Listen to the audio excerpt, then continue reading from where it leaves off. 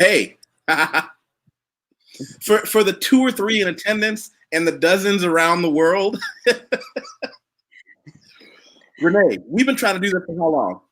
Oh my God, forever. Since last year. It's been a long time. We've been trying. You finally got me on. Renee, she's one of the few people that's just as busy as I am, which is really hard to do. Like, it is really hard to be that busy, but she is. Because we met before we ever met. I've been in Brazil, 4 years, right? Mm-hmm. I've been in Brazil 4 years. How long have you been? 9 years.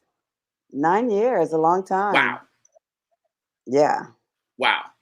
Yeah. So I moved to Salvador first. I lived in Salvador. Ooh, actually almost 10 years. Because I lived in Salvador for 4 years, Rio for 4, and I was in Minas Gerais for 2 years prior to Rio. Really? I didn't know you were in Minas Gerais. Yeah, that's where I studied Tantra. I lived in a Tantra commune.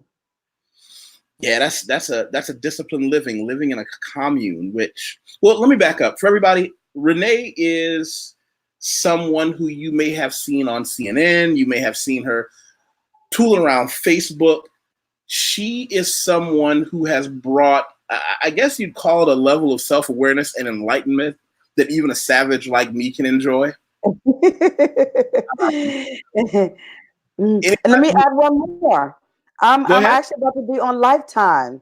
This episode is season 10 of Married at First Sight, and I am on this season as the Tantric couples therapist. Well, here's the thing. A lot of people don't know. Not only did you take 2 years of your life to study Tantra in a commune, which when I hear commune, I'm thinking like just this serious monastic life of, Yeah. Wow. But we were working with sexual energy. So, can't get any better than that.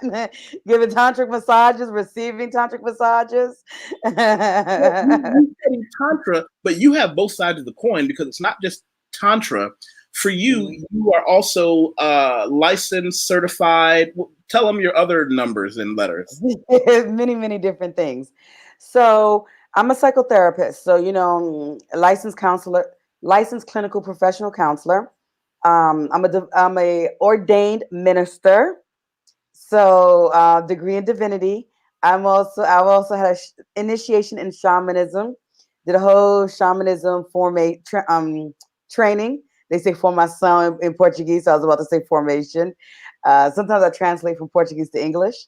And I'm a Reiki master in several different types of Reiki. Kundalini Reiki, Usui Reiki, which is traditional, Maheo Reiki, which is shamanic, as well as Egyptian Sekim Sekim Reiki. So yeah, a lot of stuff. And I got a postgraduate degree in transpersonal psychology. So you've spent how many years of your life doing nothing but studying? Oh my God, I'm still studying. Probably like the last 20 years. Well, I mean, if you want to include high school and elementary school, 45 years. Let me back up. Topaz is awesome. She's a big supporter, and she came by to say hello. She did nice, a mind, body, and soul expert. I focus very heavily on the body part and a lot of the things that I do. So for me, having somebody like you as a friend is a good balance. I think that it's good to have you around because I focus on very self-apparent things you can see and touch, lifting weights, drinking water, fighting, things like that, Brazilian Jiu-Jitsu.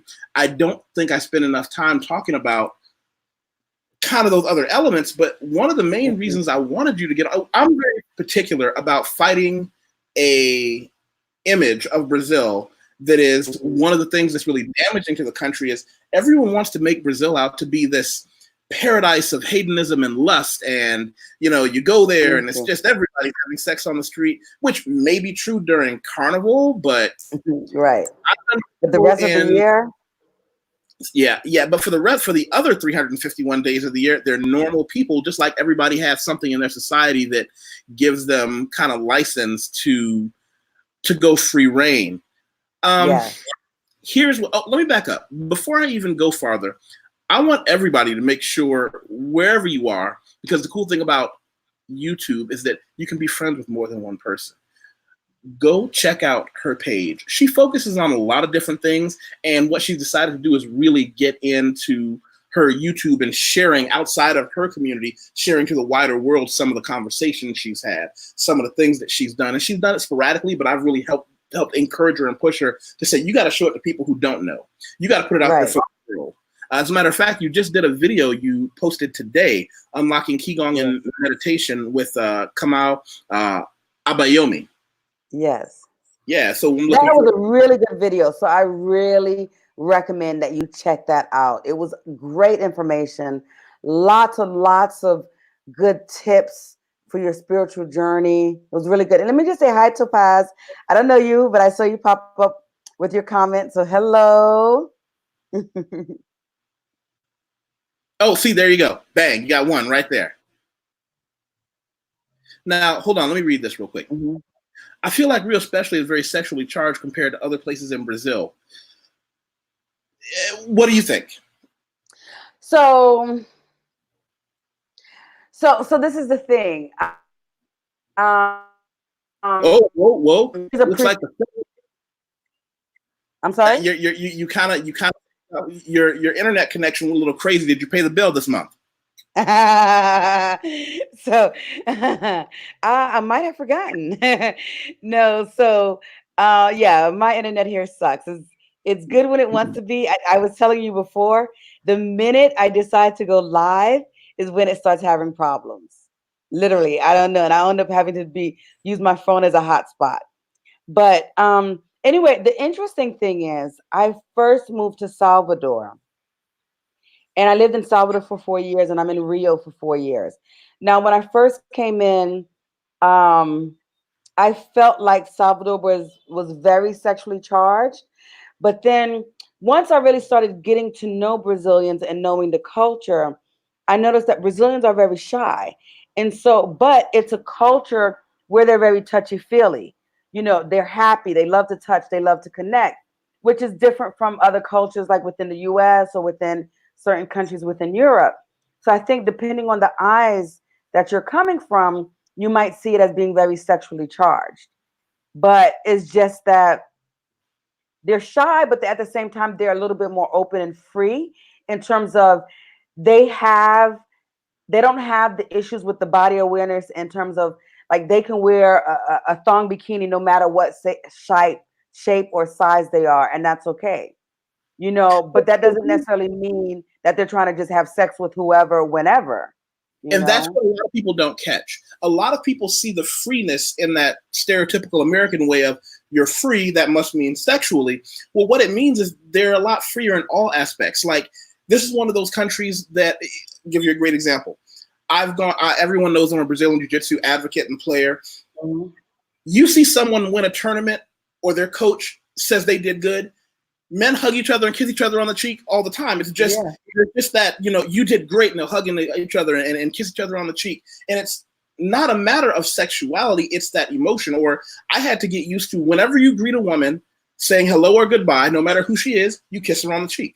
Yeah. And you don't want to be that asshole who doesn't do it because they look at you like, really, why has he got to stick up his ass? Is he better than that? Exactly. Yeah. In some places, you give 2 kisses. Right. Others 3. You do 1, 2, and 3. You know. Well, where I am, it's a 1 on the right cheek. So everybody. Right. See, that's Sao Paulo. So Rio and Salvador, they give 2. You know. So, and then I think some places, I forget what states, they give 3. So it gets complex. But going back, you know what? Let me show you this. I don't know if many people remember, because again, one of those things that I always tell people about fighting against stereotype, not just about being Black, but about Brazilians. I had to do this. I wrote one. I did a video called Easy Brazilian Women. And I tell people, go back and watch it, because when you get here, they'll often misinterpret the freeness in the bikinis and the mankinis. And for the daring, I saw this dude that had a pair of Speedos, but it was only half, and it cupped his fruit basket and only went over one butt cheek. And I was like, you know what? I don't know if I mean, I'm pretty free. I don't know if I'm ready for that one yet. I need to covered. You know, I mean, I'm not giving away the house for free. You have to, I mean, that just, but you know what? There's something for everybody. And a lot of people misinterpret that. And what I wanted to talk about, what I really wanted you to get into is, how do you find that a lot of the things that you do, the Reiki, the things like that, that confuse people because they think it's all about sex, and that kind of energy from where you came from to where you are, and how that intersects in Brazil? Yeah, so that's a great question. So the thing is, you always have to remember where people are coming from. And so a lot of times, because we're so repressed and we have so much blockages sexually, a lot of people will hear Tantra and automatically go to Tantric sex. You're automatically thinking we're having sex and doing different things. So going back really quick to when I lived in a Tantra commune, you know, you said commune, when living like a monastic lifestyle. You know, and I said we work with sexual energy, giving tantric massage, doing tantric meditation, but we were not allowed to have sex. We were not allowed to have sex at all. And so one of the things is you learn how to work with that sexual energy, which is the most powerful energy there is, our vital life force energy, and you learn how to channel it. And so when you're learning how to channel that energy and controlling your sexual needs, you can actually get more done. You can accomplish a lot more. So it wasn't until I started living there and working with that energy that I was able to start channeling it and traveling around the world. And I became this international therapist, you know, doing retreats and workshops all over the world, you know, on different continents. And so a lot of people, because for so many years we've had, you know, there's so much repression passed down from our parents, our grandparents. So when you hear, you know, a therapy, a spiritual thing that's sacred like Tantra, you're automatically thinking about sex. And that's because that's where your mind is, because of the repression. You know? What was the split between men and women? Because I feel like women are very heavily represented in things like that all over the world, and men not so much. Well, it's interesting because when did we lose our connection? Yeah, can you hear me? Can you hear me? Now I can. We had a little bit of a lag. It's okay. You're back. Okay, good. Well, it's interesting because, so in general, you tend to see a lot more women doing spiritual things, going to meditation, going to yoga, doing Tantra. In Tantra, we believe everything is connected. We believe that women are naturally tantric, you know. I mean, it's very much a matriarchal society. So yes, you're going to find a lot of women there. But the interesting thing is that a lot of the people who are higher up and actually teaching all tend to be men. I don't know why. So it's interesting, you know, but majority of the people that are practicing and doing a lot of the work, you'll find a lot more women in any given circumstance, but the ones who like end up opening up the schools. Well, okay, so it makes sense, because when you look at the yin and the yang, the balancing, women, the feminine energy is about creating, right? Where and then the male energy, the yang, is more about action. So then men are actually going and starting to do these classes where the women are creating. You know, they're creating many different things, going into the unmanifest, what you can't see, doing a lot of that energy work, whereas the men are using that masculine energy of bringing things forth in terms of that, like, okay, in order, let's do this course, I'm going to teach this, I'm going to offer this training. So you tend to see more men in that role, in that position. Does that make sense? I think that falls into a lot of very, dare I say this, old world conservative representations of men and women in their roles in the world. Mm-hmm. So you'll find a lot of that, like within some tantric schools, where, you know, talking about the the yin and the yang, the female principles and the masculine energy. So, you know, you'll find a lot of that traditional where it's going back. I remember I was in taking one Tantra course, and you know, we're just talking about the roles of the masculine and feminine. I was like, wait a minute. I'm not like, you know, it just didn't make sense to me. I'm like, but but yeah, so it's interesting. It's interesting.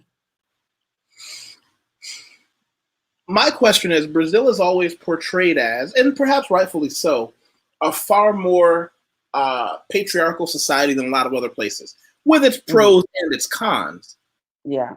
When you deal with things like Reiki and things that are seen traditionally as spiritual, do you find pushback from Brazilian men, or are Brazilian men as interested in Tantra that doesn't necessarily result in sex per se, but, and I know you're going to laugh when I ask you this, what is the point?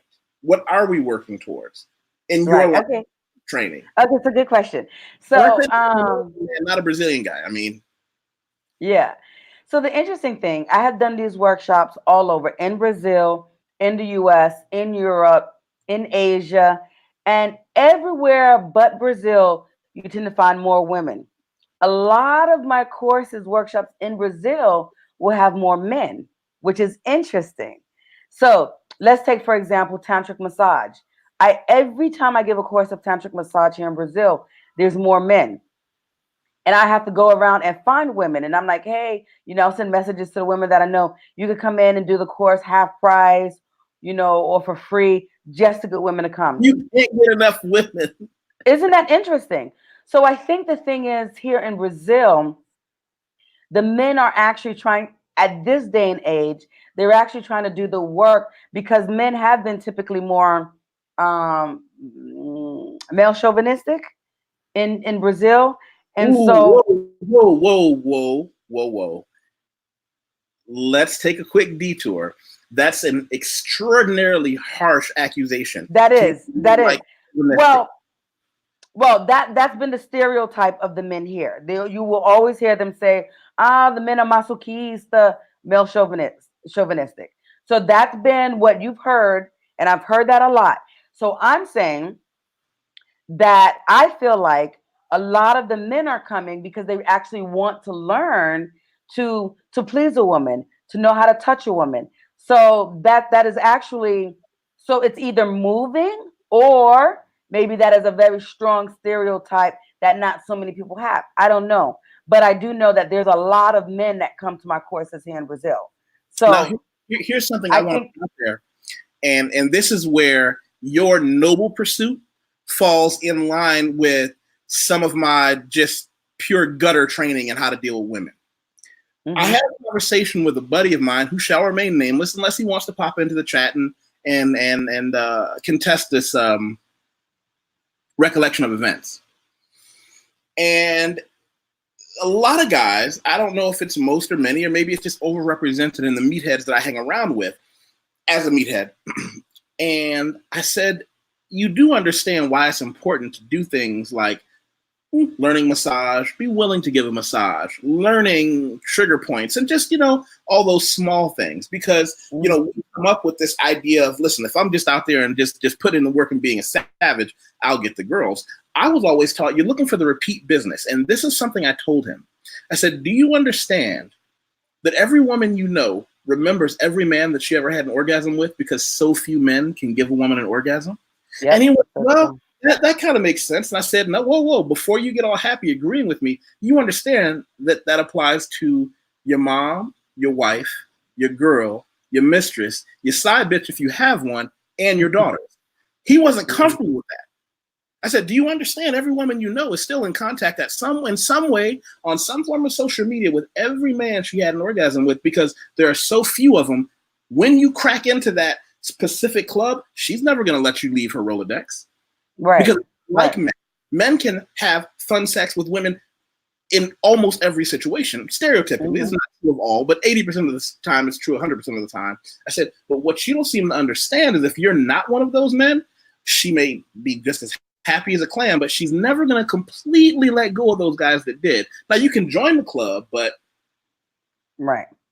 Oh, And I think that a lot of these men realize that. And so they're trying to learn. They want to learn tantric massage so they can touch the women in their lives, you know, and the numbers are just so high. How many women don't have orgasms? And so I also, you know, and a lot of Brazilian women tend to have difficulty as well, you know, Brazilian women, American women, just because we just hold a lot of trauma in our yoni. Yoni is another word for the vagina. So it's really doing this work to you're heal. throwing And some words out there. You said trauma.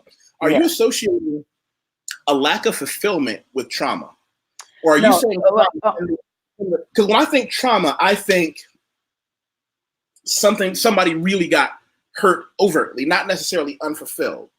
So when you say holding trauma, where are you going with that?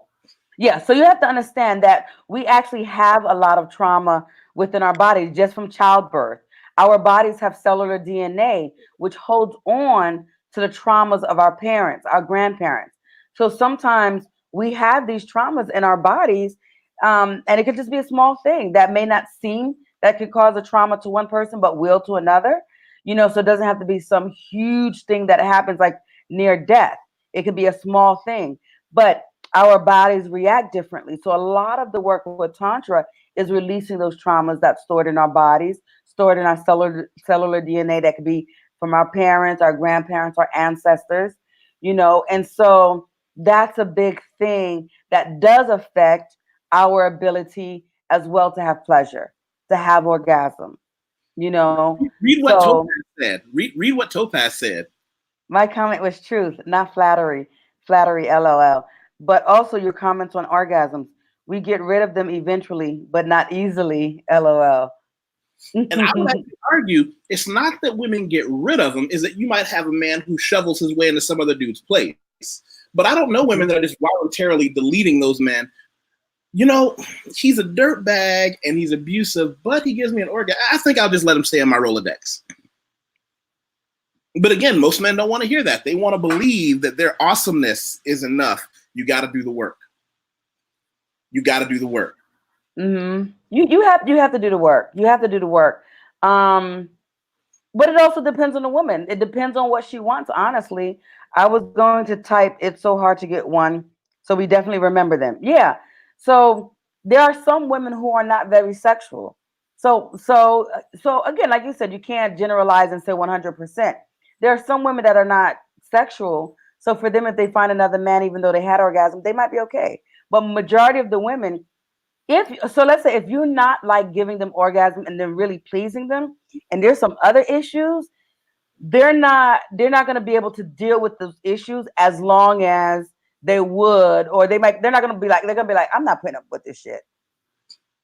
But if you're pleasing them and they have an orgasm, be like, I think I something I can't. They might be more willing to deal with some of the crap that you got going on. But if you got the same crap and you're not pleasing her, she's gonna be like, I'm out. Because there is somebody who can please me and might not have the same issue as you, you know? So yeah. And I know there's been plenty of times I went into that old Rolodex and I called that one guy. This sister's so beautiful. Thank you, Reigning Woman. And so you know, there's been times where I was like, I remember him. I'm calling him up because I need me some right now. I'm keeping it real. and that's where a lot of it comes back to. When, you know, isn't the point of learning Reiki and all Tantra. the things and Tantra? Oh, and for everybody who might have come in late, make sure you go to her channel and check her out. You know, I want everybody to subscribe. Yes, she's beautiful, and you can see more of her there. Thank you. But, you know, isn't the point of all that just to make your partner feel good so that that's one less thing that, because I tell people all the time, you know, I'm at that point where I'm becoming grumpy old uncle stage of my life, and a lot of younger people are coming to me for advice. A lot of young men actually contract me to do mentorships with them, and a lot of young women, interestingly enough, come to me to ask, why can't I do this and why can't I find that? And what I tell them is, you know, a lot of the things that we do, and this has just been my life experience, is focused on just us. Mm-hmm. Oh, wait, I totally forgot to do that. Yes, as a matter of fact, I will. Hold on. Oh, thank you. Yeah, hold on. Let me put Don't that be in. slipping. Don't be slipping on my YouTube channel. There we go. Appreciate that. But you know, that's the thing. A lot of people forget it's more than just you. And if I could just get enough guys to realize, you know, I look at it like, and maybe I'm oversimplifying it. I think all the stupid things that men are going to do is going to be pretty consistent among pretty much all men all over the world. It's the good things that we can do that make us different. All men are going to make the same mistakes with women. We're all going to do the same predictable mistakes. It's going to happen. But the difference is the good side of the coin. Are you a guy that makes the same mistakes all the other guys make and she can't have sex with you? Are you going to make all the same mistakes another guy makes and you don't really have a secured, you know, career that she's proud of? Are you going to make all the mistakes every other man makes and you're fat on top of it? Like, Right. Right. And that's the big thing. Like with Tantra, a lot of the work is also about increasing the intimacy and connection. So it's not just about, and when you increase that intimacy and connection and really work on understanding your partner and what feels good and learning how to touch different areas and not just going straight to the breast and the vagina or the yoni just to have sex, but when you're really touching her and you're massaging and you're connecting, you're making those deep looks into her eyes, she's going to feel better. She's going to want to connect to you. She's going to want to open up. And the thing is, a lot of the times, women are more mental, right? And so for women to open up, to have orgasms, they have to be able to feel like they trust you. Thank you for subscribing, love. So they have to feel like they trust you. They can be vulnerable, and you make them feel good, you know? And so a lot of that comes from when you learn these different techniques through Tantra and learning how to communicate and connect with your partner. That opens her up and makes her want to open up to you and just let go and surrender. You know, it's healing. Oh, that is intimacy. Am I able to see the last post, that the last comment? Is it a way to go back? that Yeah. one? It's healing, yeah. It's turning learn to heal. That's me doing this. I'm sorry? That's me doing this. That's doing what? Can you go back and, like, you know, I'm doing that, right? Like, I'm highlighting all their stuff. Yeah, that's why I was asking you to go back. Yeah. Is that Learn to heal your woman, and you own her. So I'm interesting with using possessions, you know. I don't like the possession because I don't feel like anybody belongs to anyone. But I know what you mean. I know you don't mean literally. You own her, like you have her. and here's where you and I may split paths, because I have yet to find a woman who has a man who is got his shit together, strong, financially stable, who feels ashamed to say, I belong to him. Now, women feel ashamed to say, I belong to some dude who's not making any money. He's a slob. No other men respect him. Yeah, no one wants to be associated with that guy. I understand you on that, but nobody belongs to anyone. No one, even if you're married. Even if you're married and you have the best relationship ever and never plan to get divorced, you're still your own person. Men make the mistake of making it for them mostly. Make it about her as well. Yeah, it's a good point, Topaz. So, but I feel like no one owns anyone. I'm my own person. And so it's the same thing that I like to say, no one can be responsible for my orgasms. I also have to do the work. So I can say the man, yes, he has to learn these different things, but I also have to do my self-work. I have to work out whatever hangups I have, whatever baggage that I might have that's inside of me. Okay, Reigning Woman, you said to elaborate, please. Are you saying that to me or to Wateef on his comment or my comment, just so we can be clear? And then, you know, true, good point, sister. And yes, that's what I meant. Okay, cool. So, you know, so no one can own anything. And it's like at any point in time, no matter how great our relationship is, I might just be like, okay, I'm out for whatever reason, you know. Oh, thank you, Topaz. Yes, I have some great comments. How to have a G string, G spot orgasm, many good juicy stuff. So you know, so that's what I mean. And I understand when you say, you know, You're treating her right. The sex is great. Blah blah blah. Belong to her. I understand that. I'm being very literal in the sense that no one possesses anyone, and I think that's a change that we need to have in the English language, because it's hard to get away from possessive, possessive nouns and things like that. But I try to be conscious and aware that each person is their own person. What do you mean out of my head? Well, I didn't here's see that comment about out of your head. He said, right. I have to remember to stay out of my head. Okay, I think she was saying, I think that comment is for when I said women are mental, I believe. And so for women, it's very mental. We have to make it about each other. We can coax the man to take his time and explore by exploring him. Go ahead, Wateef, you were going to say something. Oh, and Topaz. Yeah, Topaz, I understand that. I get where he was going to. Responsible for her care. I get that. I don't want to be misunderstood as I don't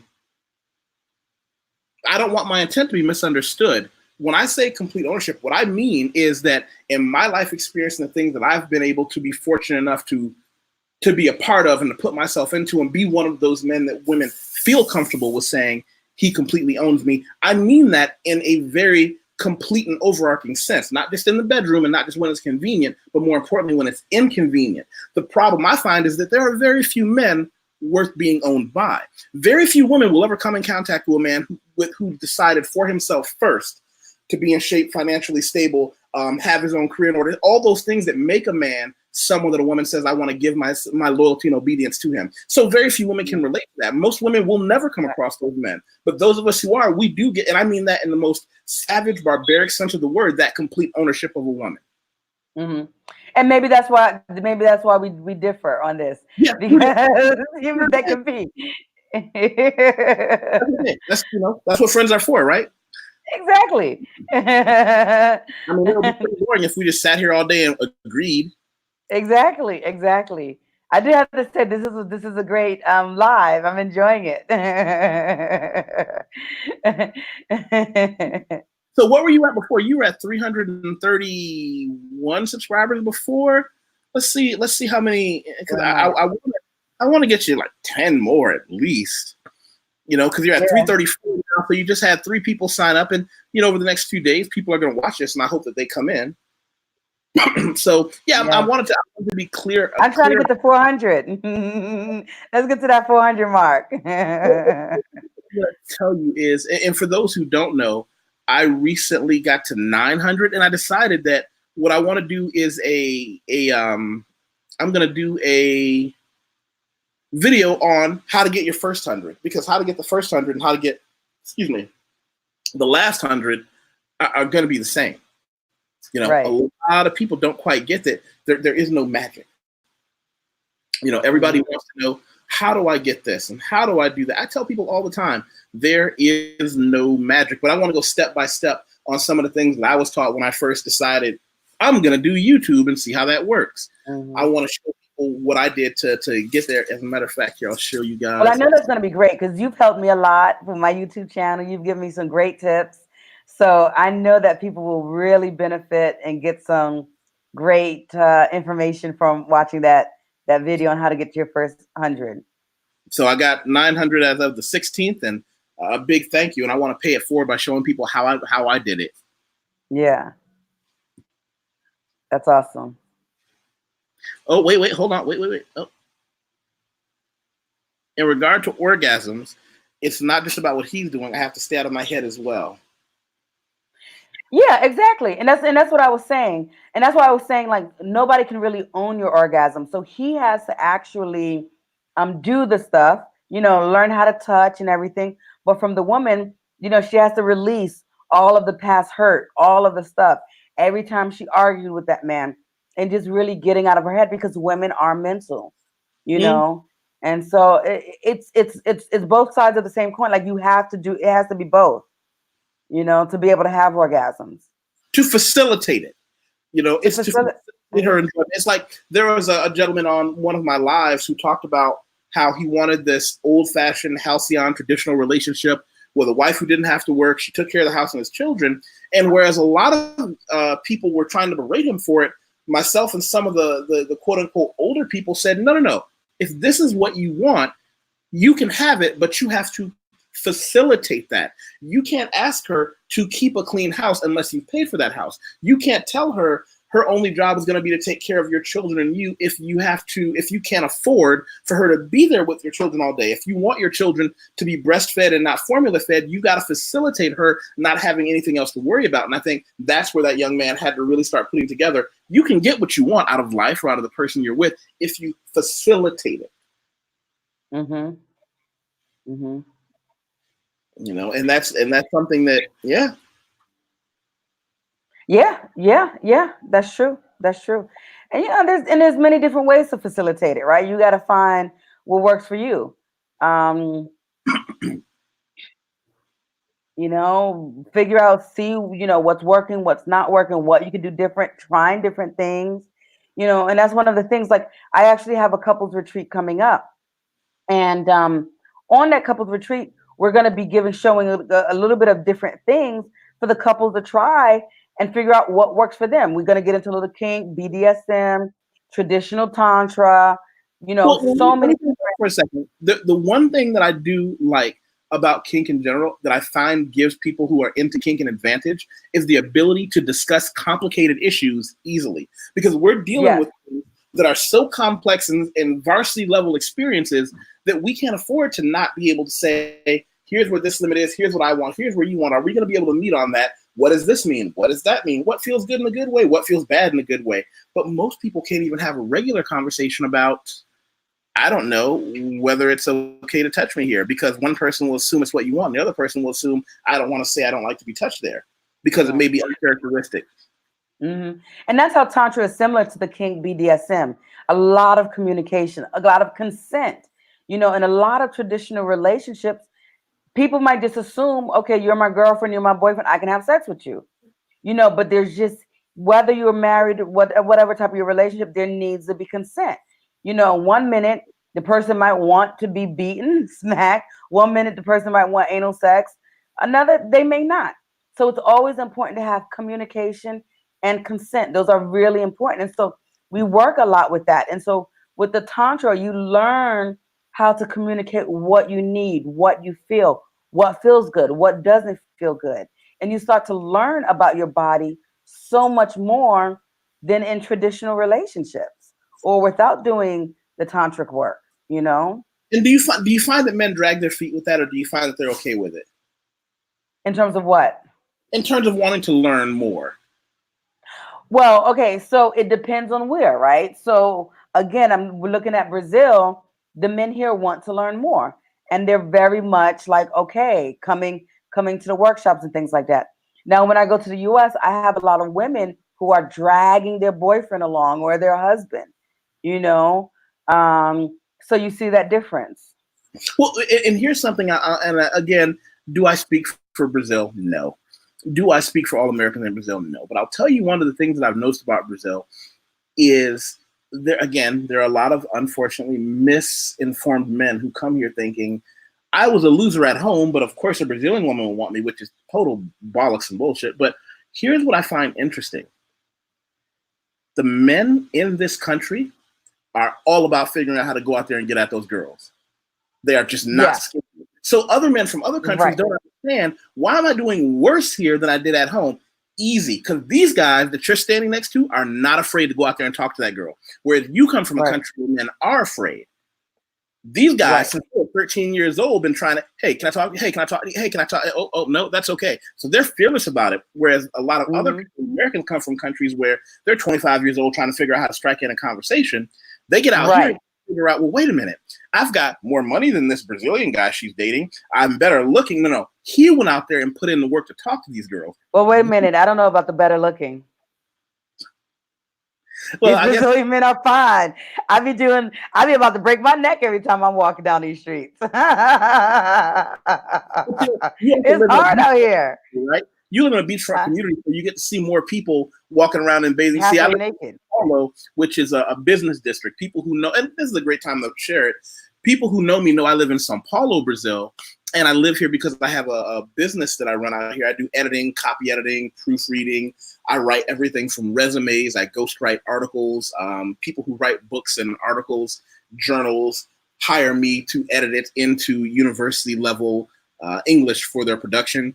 And what I always tell people, and this is important, if you don't know me there, I want anyone watching to feel free to find me on LinkedIn, because I'm the same person everywhere. And when you find me on LinkedIn, don't look at my resume first. Skip the resume. Go all the way down to the part where it says, where are we, come on down. Okay, recommendations. This is where people who are other business professionals tell you who I am, what I'm capable of, what I've done for them.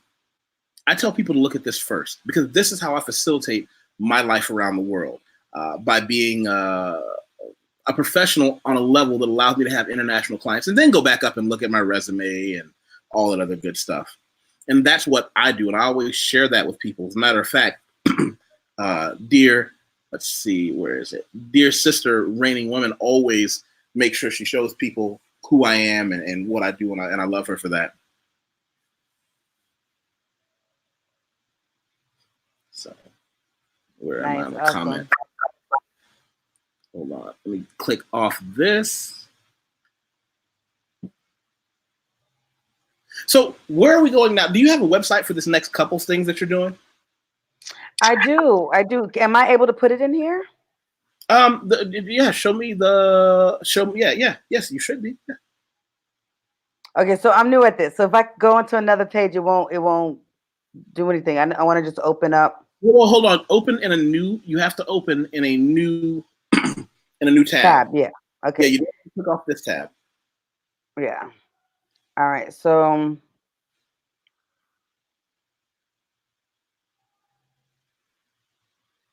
can I paste that in the comments here? Hold on 1 second. I see private chat live comments. No, not there. Oh, there we go. Okay, no. Hold on. You should be able to put it in. Let me see if it. I think it's private chats. You accidentally put it in private. Do you have the other? No. I didn't put it yet. I'm saying it looks like that. Because you want what you want. Well, here's the thing. Once you get to the point where you can have two screens open and monitoring at the same time, you'll see it in the other one. But do you see post a comment there? See if you can put it in post a comment from your side. No, I don't see post a comment here. Under the live comments, I can read what everybody's putting, but it doesn't have any place for me to post. Only in the private chat. So I'm just going to put it in private chat, send it to you, and then you can post it. Okay. All right. Did you see that? Got it. Okay, good. And I'm also going to send you, since we have a lot of ladies here, I also do a retreat exclusively for women of color. The couples retreat is open for everyone. I do every April in Brazil, Sacred Sisters Soul Retreat, specifically for women of color. I'm going to put that on here too. I just sent that to you as well.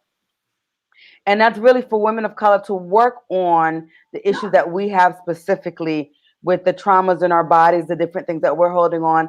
And I work a lot with you on feminine energy, female sexuality, releasing the blockages and the traumas. So that's a good one too. Yeah, check out my website, www.prandadaprim.com. And under retreats, I have both the Sacred Sister Soul Retreat under there and the Couples Retreat. So both are under retreats. Yes. So you got to explain your name to them. Why some people call you Renee and some people call you Prandada Prim. So Prandada Prim was actually my initiated name that I was given when I was living at the Tantra commune. And Prandada Prim means to go with the flow of love and life. And so I'm always torn because I like my name Renee too, which means reborn. But I also love Prandada Prim because it's to go with the flow of love and life. And that's just exactly where I'm at. I'm going with that flow of love. I'm going with the flow of life, you know? And so I just decided to for my business, that's the name I gave it, Prandada Prim Therapies. And so that way I just kind of use both Renee Adolph and Prandada Prim. Listen, it's getting late here. I wanted to make a point to get on with you. So You got to come back. You got to come and hang out on some of my panels. Okay, I definitely will, and I do want to come back and talk more about polygamy and monogamy. So we gotta do that. Oh yeah, because for those of you who don't know, hold on, I'll show everybody. I did an article. Why do I keep saying article? You know why? Because a lot of people don't realize this. I'm a writer.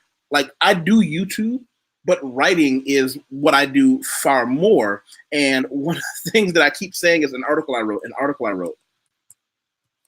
So here's where, let's see. Yeah, it was like monogamy, love, or something else. Was it? Or finances?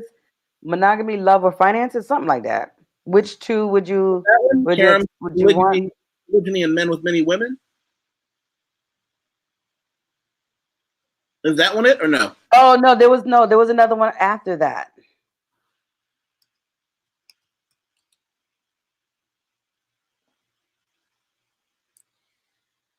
Where you said something like about choose the one out of the three, or it's this one. Monogamy, success, or attraction. Pick two. Or attraction. Yeah. I will. Yeah. We'll definitely have to come back and I'll. I'm looking forward to your thoughts. And for anybody who's watching, let's see. I did share your services. Thank you. For anybody watching, make sure you go back and check those out.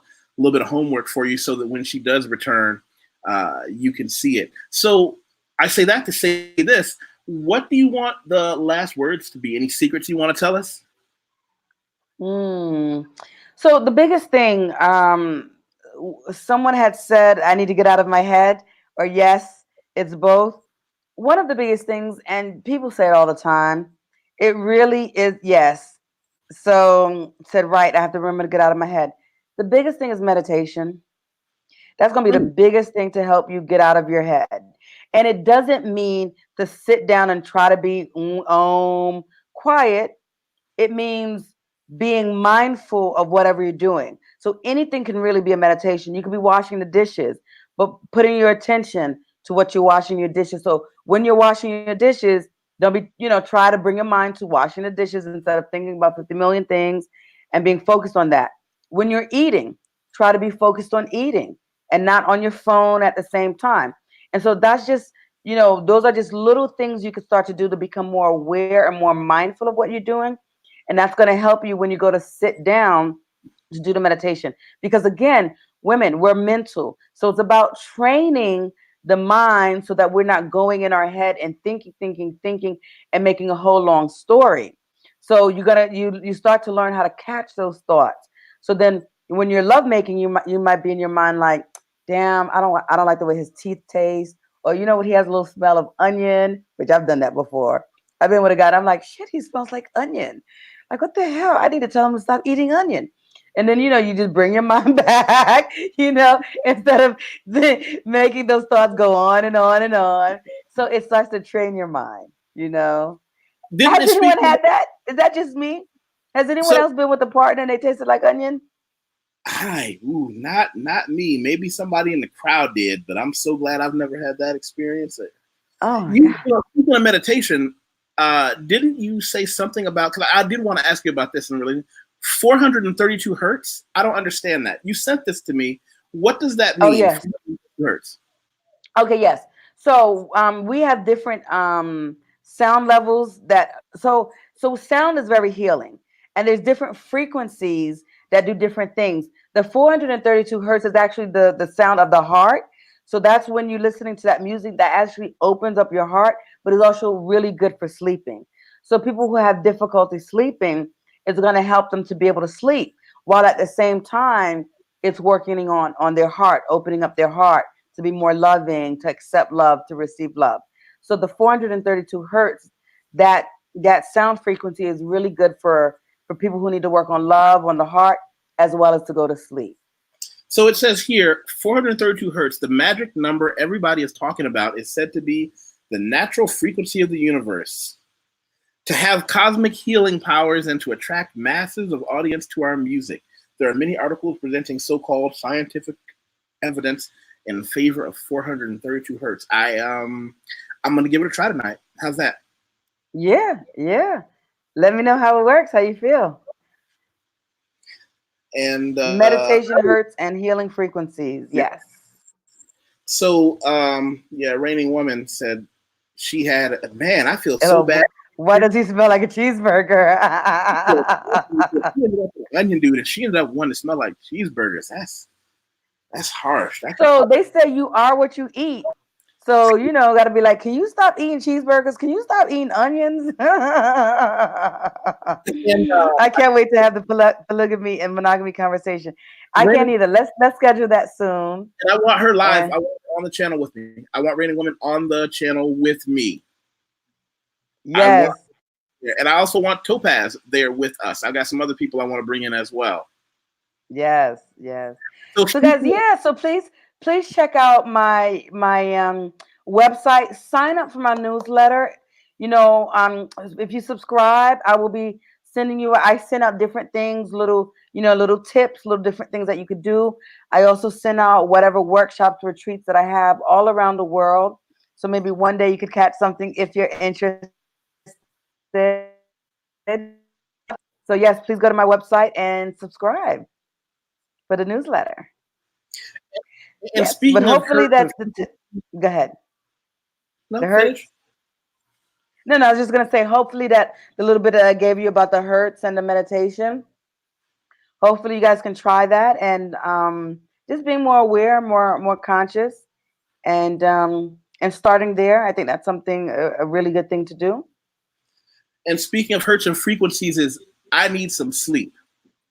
Yes, it is like almost it's 12:30 a.m. here. So. All right, they're with us. So love you all. Goodbye, Renee. Don't touch anything. I'm going to show you something after we go off. For everybody else, love you all and thank you. And make sure you click the subscribe, hit the bell, and the thumbs up. This is how I get to meet new, interesting people and bring them to everybody. Yes. All right. Have a good night. All right. Love you guys. Have a good night.